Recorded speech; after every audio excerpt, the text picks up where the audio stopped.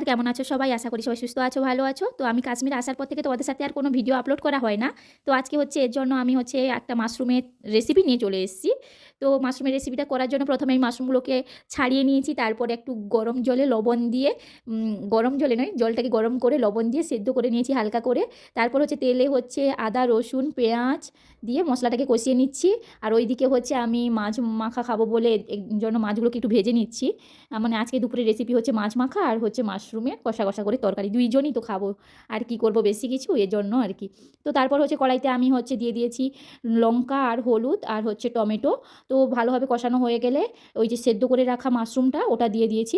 ওটা দিয়ে অল্প মতো লবণ দিয়ে দিয়েছি, কারণ সেদ্ধর সময় আমি মাশরুমে লবণ দিয়েছিলাম, তার জন্য অল্প করেই স্বাদ মতন লবণটা লাস্টে দিলাম। আর ওইদিকে দেখতেই পাচ্ছ মাছটাকে ভালো করে ঝুরঝুরি করে হচ্ছে আমি ভাজা করে নিয়েছি, আর অল্প করে আমি এইদিকে মাশরুমের তরকারিতে জলও দিয়ে দিয়েছি। তরকারিটা হয়ে আসলে শেষে একটু গরম মশলা দিয়ে দেবো। তো তরকারিটা আমার হচ্ছে হয়ে গেছে। আর ভিডিওটা যেই পর্যন্ত, ভিডিওটা ভালো লাগলে একটা লাইক করে আমার পাশে থেকো।